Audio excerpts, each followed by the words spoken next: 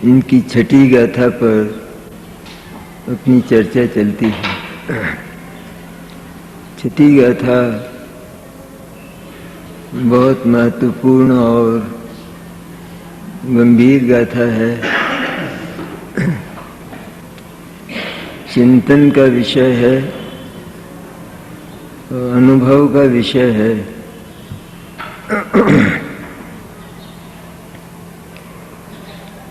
इसमें प्रारंभ में ही कहा कि आत्मा प्रमत्त और अप्रमत्त नहीं है, अर्थात आत्मा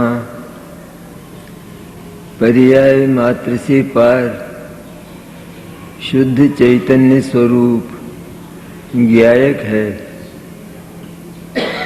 पर्याय उससे भिन्न है, क्योंकि पर्याय का स्वरूप द्रव्य से विरुद्ध प्रकार का है। द्रव्य त्रैकालिक, नित्य, अविनाशी, ध्रुव और अनंत गुणात्मक है, और पर्याय क्षण क्षण में उत्पाद और व्यय करने वाली, उत्पन्न होने वाली और नष्ट होने वाली है। इसलिए दोनों का स्वरूप परस्पर विरुद्ध होने के कारण दोनों एक ही समय में श्रद्धा का अहम स्वीकार नहीं कर सकते। दोनों में से एक में ही श्रद्धा का अहम संभव होता है। अनादिकाल से जीव ने जो पर्याय प्राप्त की, उसी पर्याय में अहम करता हुआ मैंने उस पर्याय को ही संपूर्ण आत्मद्रव्य मानता हुआ, उस पर्याय को ही संपूर्ण आत्मा मानता हुआ, वह अनादिकाल से अज्ञानी और मिथ्या दृष्टि रहा है।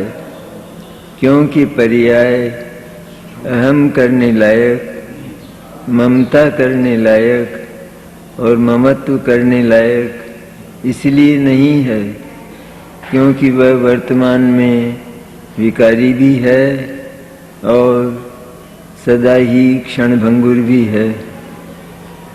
चाहे वो विकारी पर्याय हो अथवा वो निर्मल पर्याय हो, दोनों ही क्षणभंगुर होने से उसमें किया गया अहम वो प्रति समय टूट जाता है, खंडित होता है, और उसमें अहम करने के कारण अर्थात उसको अपना संपूर्ण आत्मद्रव्य मानने के कारण जब पर्याय का नाश होता है तो जीव को अपने आत्मद्रव्य के नाश का अनुभव होता है।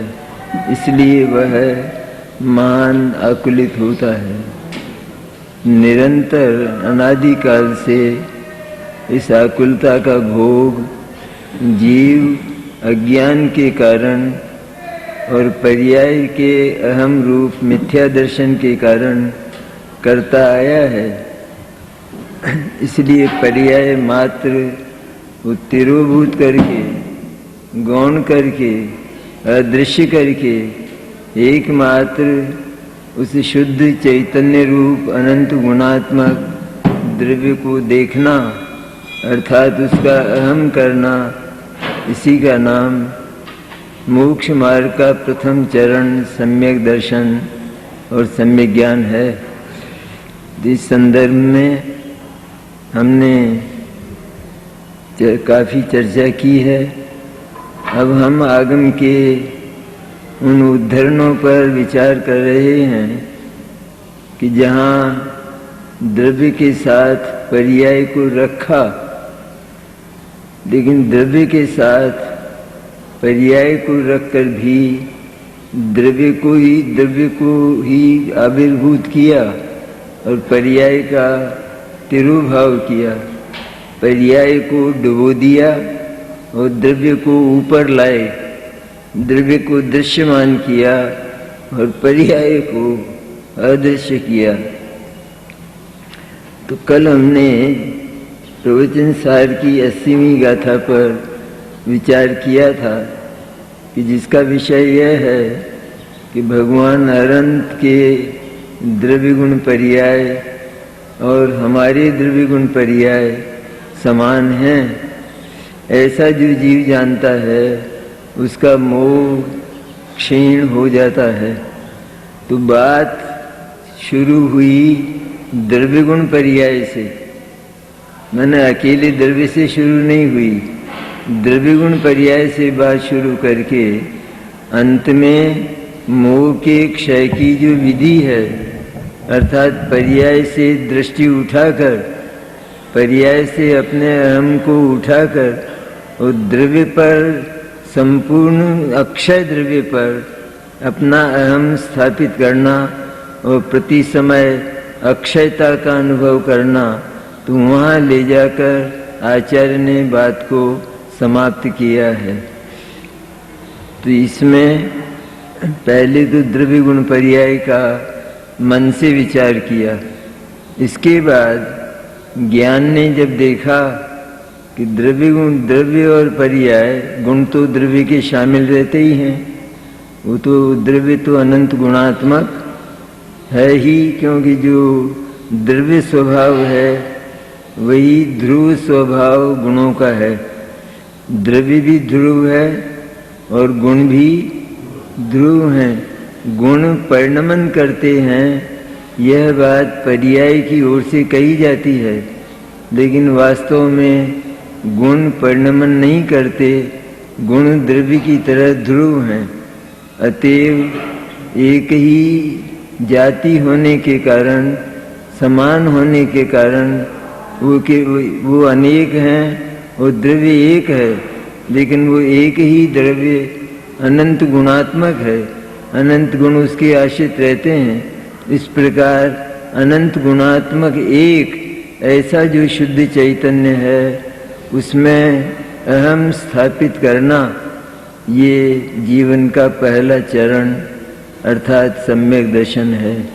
इसलिए सम्यक दर्शन का विषय भी अनंत गुणात्मक शुद्ध जीव तत्व है। जहाँ पर्याय श्रद्धा का विषय बनती है, तो पर्याय को श्रद्धा का विषय बनने पर प्रति समय श्रद्धा और ज्ञान ये मौत का अनुभव करते हैं और उसके कारण आकुलता बहुत भयंकर होती आई।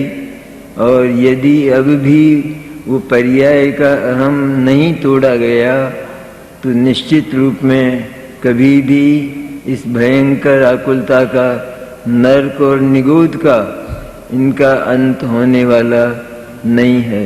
एक ही बार का द्रव्य का अहम वो नरक निगोद आदि का अवसान, गति मात्र का अवसान करके अगति स्वरूप जो आत्म तत्व है उसका आविर्भाव कर लेता है। उसको दृश्यमान करके उसका अनुभव प्रति समय करने लगता है। ये मार्मिक बात है ये आगम की, आगम का, दिगंबर जनागम का यह एक महान महत्वपूर्ण अनुसंधान है। पूज्य गुरुदेव नहीं होते तो आज हमको ये बात हाथ नहीं लगती। गुरुदेव ने ही समय सार में से इस बात का अनुसंधान किया कि पर्याय होते हुए भी, पर्याय पदार्थ का अंग होते हुए भी, पदार्थ का वह अंग इस लायक नहीं है कि हम उसके साथ अपना अहम स्थापित करके आराम से रह सकें, सुखपूर्वक रह सकें। पर्याय अपनी होने पर भी पर्याय का अहम जीव को दुखदायी होता है और द्रव्य का अहम तत्काल अतीन्द्रिय आनंद को उत्पन्न करता है। यह अनुसंधान पूज्य गुरुदेव ने किया और उन्हीं का प्रसाद है कि आज हम इस पर चर्चा कर रहे हैं। तो 80वीं गाथा में अनंत के द्रव्य गुण पर्याय से शुरू किया और अनंत के द्रव्य गुण पर्याय की तरह ही हमारा द्रव्य गुण पर्याय समान है। मैंने जैसे उनके द्रव्य गुण पर्याय हैं वैसे ही हमारे भी द्रव्य गुण पर्याय हैं। ऐसा लगता है हमको कि भगवान अनंत वो तो शुद्ध हो चुके हैं, तो उनकी जो पर्याय हैं वो तो पवित्र हो चुकी है, वो तो अनंत चतुष्टयात्मक हैं, और हम रागी द्वेषी और मोही हैं। तो यहाँ भगवान अनंत के द्रव्य गुण पर्याय को जान लेने पर वे राग द्वेष मोह रहते ही नहीं, बल्कि ज्ञान उनको अपने से भिन्न जानकर एकमात्र शुद्ध द्रव्य पर अपनी स्थापना कर लेता है। इस प्रकार भगवान अनंत के द्रव्य गुण पर्याय और हमारे द्रव्य गुण पर्याय समान हैं, ऐसा जो जानता है उसका मोह निश्चित ही नाश को प्राप्त हो जाता है। तो अंत में आचार्य ने क्या किया, ये बात इसमें देखने लायक कि द्रव्य गुण पर्याय पूरे पदार्थ से गाथा का प्रारंभ किया और अंत में जाकर पर्यायों का द्रव्य में संक्षेपण करके और गुणों की जो वासना है अर्थात गुणों पर हमारा जो चिंतन चलता है, विचार चलता है आत्मा के शुद्ध गुणों पर, और शुद्ध गुणों का विचार भी वास्तव में आत्मा का स्वरूप नहीं है, लेकिन वह भी विकल्पात्मक होने से, चंचल होने से, तरंगित होने से आत्मा के अनुभव को स्थिर नहीं होने देता, आत्मा का अनुभव नहीं होने देता। इसलिए विचारों की चंचलता को तोड़कर और निर्विकल्प आत्म स्वभाव को, ध्रुव आत्म स्वभाव को देखकर ज्ञान की, शुद्ध ज्ञान की, भाव शुद्ध ज्ञान की जो पर्याय निश्चल होकर, तरंगित न होकर, विचारों को तोड़कर और एक शुद्ध आत्मा की ओर झांकती है और श्रद्धा भी शुद्ध आत्मा की ओर झांकती है, तो उस जीव को चिन्मात्र आत्म तत्व दिखाई देने पर शुद्ध आत्म तत्व की अनुभूति हो जाती है। तो अंत में लिया न, अंत में मैंने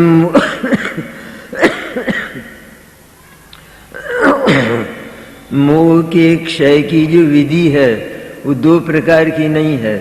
जैसे छठी गाथा में कहा कि आत्मा प्रमत्त भी नहीं और अप्रमत्त भी नहीं, वहाँ पर्याय मात्र को आत्मा से भिन्न बताया। उसी तरह यहाँ भी उन पर्यायों को आत्मा में संक्षेपण करके, यहाँ पर संक्षेपण शब्द है, वहाँ तो प्रमत्त और प्रमत्त है ही नहीं, आत्मा से भिन्न बताया पर्याय को। यहाँ उन पर्यायों का आत्मा में ही, आत्म द्रव्य में ही संक्षेपण करके अर्थात इतना संक्षिप्त करके कि फिर पर्याय दिखाई ही न दे, इसका नाम संक्षेपण। पर्याय दिखाई नहीं देती और गुणों का जो भेद है, गुण संबंधी जो विकल्प हैं, उनका भी तिरोभाव हो जाता है, उनका भी वे भी समाप्त हो जाते हैं। और गुण पर्याय और गुण इस तरह दोनों की सफाई हो जाने पर, स्वच्छता हो जाने पर एकमात्र चिन्मात्र भाव ही, चिन्मात्र ज्ञायक तत्व ही दिखाई देता है। तो यहाँ भी विधि वही रही न, यहाँ भी पर्याय का तिरुभाव किया, पर्याय का संक्षेपण किया और गुणों की जो चंचलता थी, गुणों के संबंध में उठने वाले जो हमारे विचार थे, जो हमारा चिंतन चलता था आत्मा को प्राप्त करने के लिए, लेकिन वासना यह थी कि इन गुणों के विचार से मुझे आत्मा का अनुभव हो जाएगा। इस वासना को तोड़कर पर्याय और गुण दोनों का ही द्रव्य में अंतर्भाव करके और शुद्ध आत्मा का अनुभव हो जाता है, चिन्मात्र आत्मा दिखाई देता है। 80वीं गाथा के उद्धरण से हमने इसी बात को पुष्ट किया। अब इसी की प्रवचन सार की देखिए ज्ञेय तत्व अधिकार के प्रारंभ की 93 और 94 गाथाएं हैं ज्ञेय तत्व अधिकार की। हम ये विचार कर रहे हैं कि एक तो शुद्ध आत्म तत्व और उससे भिन्न पर्याय, यहाँ से प्रारंभ करना, और एक द्रव्य गुण पर्याय को लेकर फिर किस विधि से उस द्रव्य का आविर्भाव करना, किस विधि से उस द्रव्य की अनुभूति करना और पर्याय का तिरोभाव करना, ये इस प्रकरण को पुष्ट करने के लिए हम ये उदाहरण ले रहे हैं। तो ज्ञेय तत्व अधिकार का प्रारंभ ही इस तरह हुआ है, क्योंकि ज्ञेय तत्व है ना, इसलिए वहाँ पहले बताया कि जो जीव है अथवा जो पदार्थ हैं सारे ही अथो खलु दवमो, अर्थ माने वहाँ पर पदार्थ माने जगत के सारे ही पदार्थ, तो सारे ही पदार्थ अथो खलु दवमो, पदार्थ द्रव्यमय होता है, पदार्थ द्रव्यमय होता है, और द्रव्य माने वो नित्य द्रव्य, ध्रुव द्रव्य, तो पदार्थ द्रव्यमय होता है और द्रव्य गुणात्मक होते हैं। दवाणी गुण पगाणी भणिदाणी तेईम पुण पज्जाया पज्जय मूढ़ाई पर समया। तो द्रव्य के आश्रित गुण रहते हैं, इसलिए द्रव्य गुणात्मक होता है और उनसे पर्याय होती हैं, गुणों से पर्याय होती हैं, लेकिन पर्याय मूढ़ जीव पर समय अर्थात अज्ञानी और मिथ्या दृष्टि होता है। तो कितना बढ़िया है ये कि पहले प्रमाण की बात करके, द्रव्य गुण पर्याय की बात करके, और द्रव्य गुण पर्याय में से अगर जीव अपने ज्ञान के द्वारा हे और उपादेय की विधि से हे तत्व को नहीं पहचानता है द्रव्य गुण पर्याय में भी, और उपादेय तत्व को नहीं पहचानता है, तो उसकी स्थिति वही भवसागर में डूबने की राह करती है, वो नित्य ही भवसागर में डूबा हुआ रहता है। इसलिए द्रव्य गुण पर्याय को जानकर ज्ञान फिर भेद करता है, मैंने जितना भेद किया जा सके उतना भेद करो, जितना अभेद किया जा सके, यहाँ तो अभेद किया, प्रारंभ में तो अभेद किया, अभेद के बाद ही आचार्य ने भेद शुरू कर दिया कि द्रव्य गुण पर्याय की बात करके एक पदार्थ द्रव्य गुण पर्याय में होता है यह बात करके, और अंत में पर्याय मूढ़ जीव पर समय होता है। कहते हैं एक द्रव्य, वो एक पदार्थ वो द्रव्य गुण पर्याय में होता है। बात केवल यहाँ समाप्त नहीं हो जाती, बात इससे आगे चलती है, अर्थात मेरा आत्मा भी द्रव्य गुण पर्याय में है, लेकिन उसमें पर्याय नाम का जो तत्व है वो क्षणभंगुर होने के कारण और वर्तमान में विकारी होने के कारण वह मेरे लिए उपादेय नहीं है, क्योंकि ज्ञान जहाँ भी जाता है वहाँ पर ये और उपादेय को लेकर जाता है।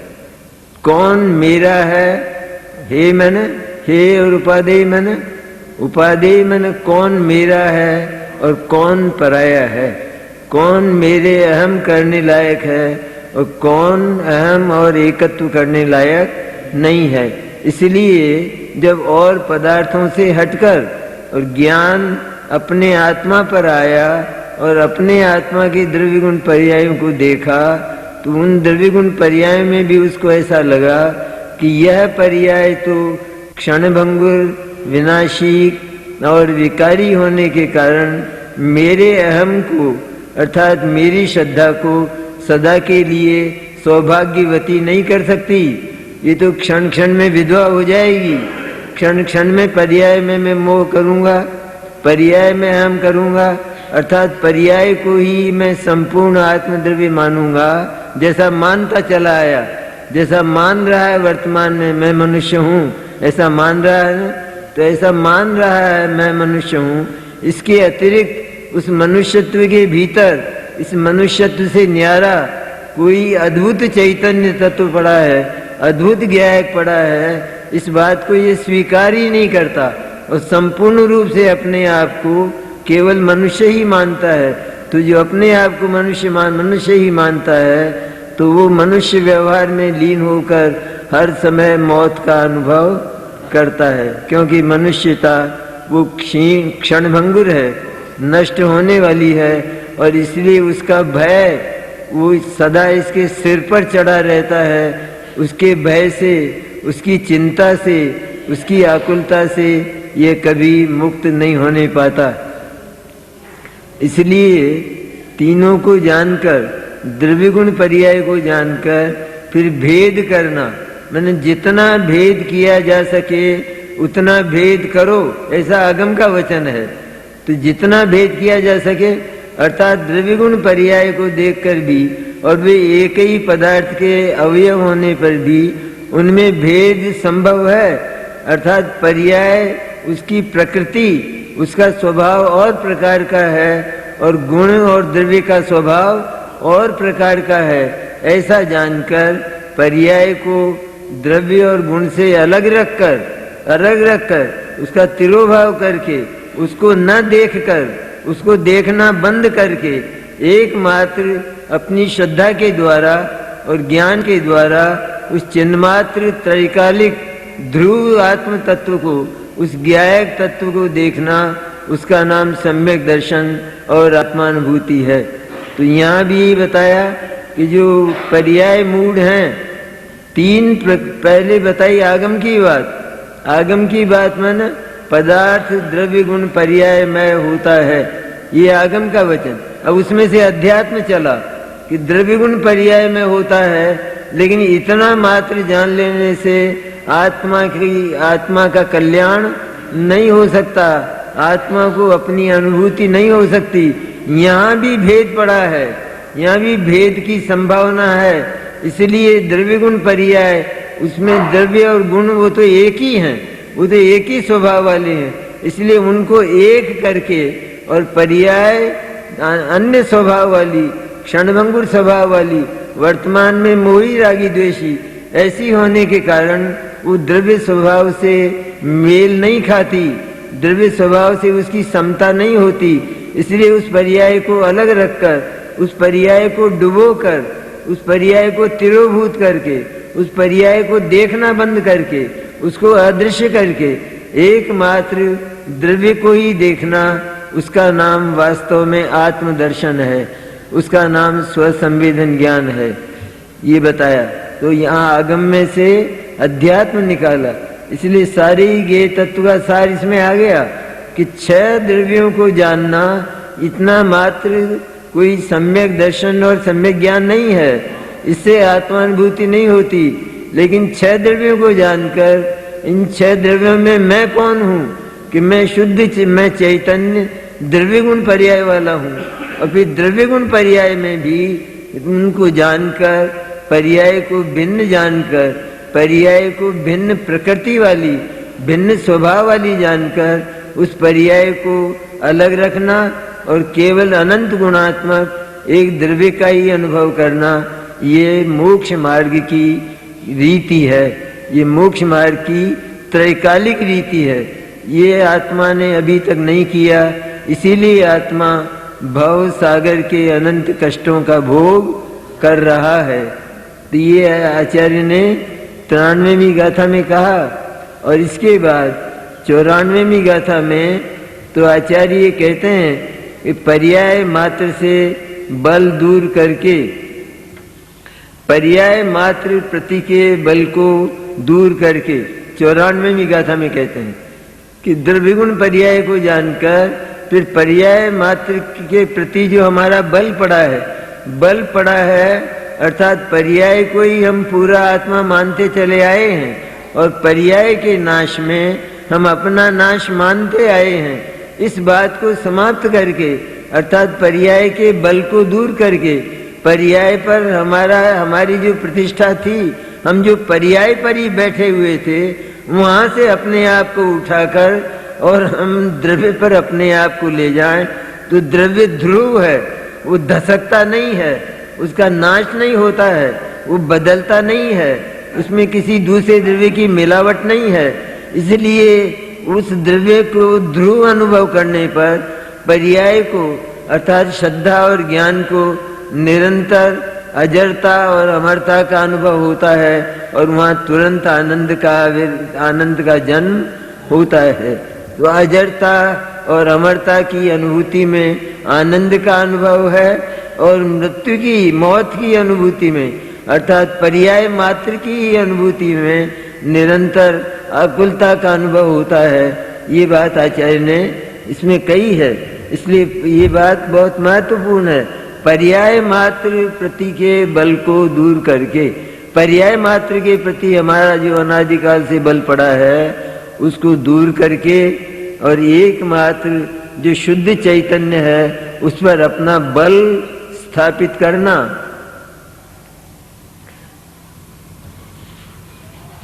अब इसमें देखिए इतना अच्छा कहा है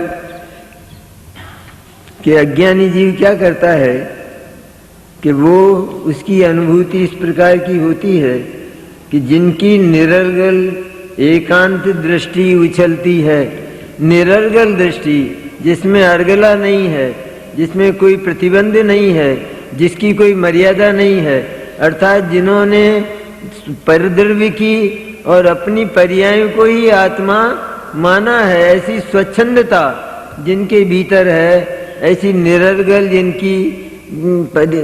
जिनकी दृष्टि उछलती है, ऐसे यह मैं मनुष्य ही हूँ, मेरा ही यह मनुष्य शरीर है, इस प्रकार अहंकार ममकार से ठगाए जाते हुए, इस प्रकार वे जीव पर्याय में अहंकार और ममकार के कारण निरंतर ठगाए जाते हैं अर्थात घोर आकुलता का अनुभव करते हैं। और जो लोग ये जो द्रव्य गुण पर्याय हैं, ये एक ही द्रव्य के होने पर भी तीन हैं, अर्थात द्रव्य है उसका स्वभाव एक, गुण है उसके स्वभाव अनेक और दोनों शुद्ध, और पर्याय उसका स्वभाव क्षणभंगुर और विकारी माने वर्तमान में विकारी, हमेशा विकारी नहीं। सिद्ध दशाओं में तो वो भी निर्विकारी हो जाता है, लेकिन सिद्ध दशा भी हमारे अहम का विषय, हमारे लिए आत्मा मानने का विषय नहीं है। इसलिए लिखा है इसमें असंकीर्ण द्रव्य गुण पर्याय से सुस्थित, मैंने अगर द्रव्य गुण पर्याय संकीर्ण हो जाए मैंने वे तीनों मिल जाएं, तीनों मिलकर वे एक हो जाएं, तो फिर द्रव्य गुण और पर्याय ये तीन रहेंगे नहीं, वो तो एक ही हो जाएगा। इसलिए असंकीर्ण अर्थात जो मिले हुए नहीं हैं, इस प्रकार के द्रव्य और पर्याय, उन द्रव्य पर्यायों से असंकीर्ण जो आत्मा है उसमें वेद विज्ञान को डालकर, वेद विज्ञान के द्वारा उसमें पर्याय को न्यारा करके, क्योंकि पर्याय न्यारी होने लायक है, पर्याय का भेद होने लायक है, इसलिए जितना भेद किया जा सके उतना भेद करो।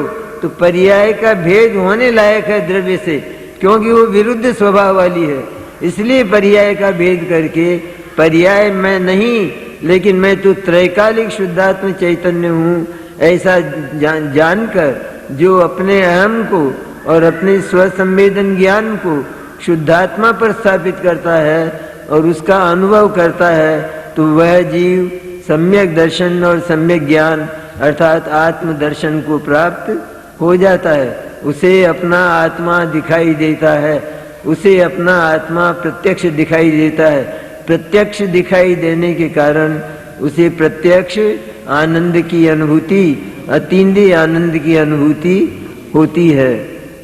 इस प्रकार ये जो जीव हैं कि जो द्रव्यगुण पर्याय को असंकीर्ण देखते हैं, अर्थात मिले हुए नहीं देखते हैं, लेकिन न्यारे न्यारे देखते हैं, क्योंकि इनके स्वभाव न्यारे न्यारे हैं, इसलिए न्यारे न्यारे देखते हैं। वे मैं मनुष्य हूँ और मेरा ही मनुष्य शरीर है, इस बात को वो समाप्त कर देते हैं, क्योंकि उन्होंने पर्याय असंकीर्ण होने के कारण अर्थात एकदम द्रव्य से मिली हुई न होने के कारण पर्याय को अलग किया। पर्याय को अलग करके अब ये मानना शुरू किया कि मैं मनुष्य नहीं, मेरा ये मनुष्य शरीर नहीं, लेकिन मैं तो चिन्मात्र चैतन्य द्रव्य हूँ, ऐसा मानना शुरू किया।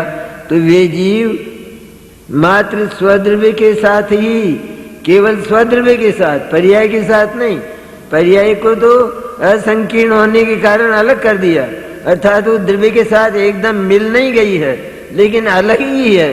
इसलिए उसको अलग जानकर, उसके स्वभाव को अलग जानकर, उसके स्वभाव को अहम का विषय और ज्ञान का विषय न जानकर, उनको उसको अज्ञान का विषय जानकर, उसको अलग करके स्वद्रव्य के साथ ही संगतता होने से, केवल स्वद्रव्य का ही साथ करने के कारण और पर्याय का साथ छोड़ देने के कारण वे वास्तव में स्वसमय होते हैं। अर्थात वे अपने आत्म द्रव्य को ही, अपने त्रैकालिक आत्म तत्व को ही आत्मा मानते हुए सम्यक दृष्टि और सम्यक ज्ञानी होते हैं और सम्यक चारित्रवान होते हैं। कौन? कि जो असंकीर्ण द्रव्य गुण पर्यायों में पर्याय को अलग करके एकमात्र अनंत गुणात्मक उस शुद्ध चैतन्य का ही आश्रय लेते हैं, तो वे जीव स्वसमय होते हैं, क्योंकि उनकी संगति स्वद्रव्य के साथ होती है। पर्याय से उनकी संगति सदा के लिए, हमेशा के लिए टूट जाती है। अब पर्याय का जो तिरोभाव हो गया है श्रद्धा में, पर्याय जो दिखाई देना बंद हो गया है, तो श्रद्धा पर्याय को अनंत काल तक भी देखने वाली नहीं है। मैंने श्रद्धा के का जो लोक है, श्रद्धा की जो दुनिया है, उसमें पर्याय मात्र वस्तु है ही नहीं। श्रद्धा मैंने सम्यक श्रद्धा, सम्यक दर्शन की बात है। मिथ्या दर्शन में तो पर्याय ही है, लेकिन सम्यक दर्शन की दुनिया में पर्याय मात्र है ही नहीं। पर्याय मानो चली ही गई है, क्योंकि पर्याय अगर दिखाई देती है तो श्रद्धा का जो काम है वो तो अहम करना है। तो जो जो उस श्रद्धा का विषय होगा उसमें वो अहम किए बिना नहीं रहेगी। इसलिए द्रव्य को देखते देखते यदि जीव गिर जाए और पर्याय को देखने लगे तो पुनः वापस मिथ्या दृष्टि हो जाएगा। इसलिए एक बार पर्याय का तिरोभाव हो जाने पर, पर्याय गौण हो जाने पर, पर्याय अदृश्य हो जाने पर, वो अनंत काल में भी क्षायिक सम्यक दर्शन हो जाने पर वो श्रद्धा का विषय बनेगी ही नहीं। श्रद्धा का विषय एकमात्र शुद्ध चैतन्य, जो ध्रुव तत्व है, जो अविनाशी तत्व है, जो अनादि अनंत है, जो अनंत शक्तिमय है, ऐसा वैभवशाली, ऐसी चैतन्य वाटिका ही श्रद्धा का और ज्ञान का विषय बनी रहेगी। ये विषय नहीं बनेगा। ज्ञान पर्याय को व्यवहार न से स्वीकार करता रहेगा, अर्थात पर्याय है इतनी बात ज्ञान स्वीकार करता रहेगा, लेकिन मैं पर्याय नहीं, मैं तो शुद्ध चैतन्य हूँ, ये बात ज्ञान में से भी कभी समाप्त होने वाली नहीं है। इस प्रकार श्रद्धा और ज्ञान में स्वद्रव्य की संगति हो जाने से वे निहाल हो गए हैं सदा के लिए, और अब चारित्र की पूर्णता होकर निश्चित रूप में मुक्ति प्राप्त होगी। इस प्रकार ये जो प्रमाण से विषय को उठाकर अंत में शुद्ध नय पर ले जाना, ये सारे ही जनागम का सार है। संपूर्ण दिगंबर जैन जो आगम है उसका सार यह है कि प्रमाण से बात को उठाना, अर्थात द्रव्य गुण और पर्याय, ये जो एक पदार्थ के अवयव हैं, इनको जानना और इनको जानकर इनमें छटनी करके, क्योंकि छटनी होने लायक है, इनके स्वभाव ही छटे हुए हैं। पर्याय और तरह की है, द्रव्य और गुण और तरह के हैं, इसलिए गुणों को द्रव्य के साथ एक करके और एक द्रव्य बनाकर, एक पूर्ण द्रव्य बनाकर, पूर्ण है वो, पर्याय न होने के कारण वो अपूर्ण नहीं है, क्योंकि पर्याय होती है तो भी उसमें कुछ नहीं होता है, और पर्याय बिगड़ी हुई होती है तो भी उसमें कुछ नहीं होता है। सम्यक दर्शन होने पर भी द्रव्य में कोई फर्क नहीं पड़ता, और मिथ्या दर्शन होने पर भी द्रव्य तो वही का वही रहता है। इसलिए पर्याय से निरपेक्ष होने के कारण वह द्रव्य अनंत गुणात्मक एक है और पूर्ण है। पूर्णता की बात याद रखना हमेशा, ये पूर्णता ध्यान में नहीं आती इसीलिए जो अज्ञानी जीव हैं वो पर्याय को द्रव्य में मिलाने का प्रयत्न करते हैं, अथवा मन विकल्पों में पर्याय को तो मिलाए हुए ही हैं, अन्यथा उनको सम्यक दर्शन हो जाए तो पर्याय को तो मिलाकर चलते ही हैं। लेकिन अपने वचनों में भी वे इस बात पर जोर देते हैं कि अगर पर्याय को अलग करते हैं तो द्रव्य अधूरा रह जाता है। आचार्य कहते हैं कि पर्याय के होने से और न होने से, अर्थात उसके मिथ्या होने से और उसके सम्यक होने से, क्योंकि द्रव्य में कोई अंतर नहीं पड़ता है, इसलिए द्रव्य सदा से ही एक शुद्ध और पूर्ण है। इसलिए ऐसे शुद्ध और पूर्ण द्रव्य की श्रद्धा पर्याय की विसंगति से, अर्थात पर्याय की संगति तोड़ देने से और द्रव्य की संगति उत्पन्न करने से उस शुद्ध चैतन्य का आविर्भाव होकर आत्मानुभूति होती है।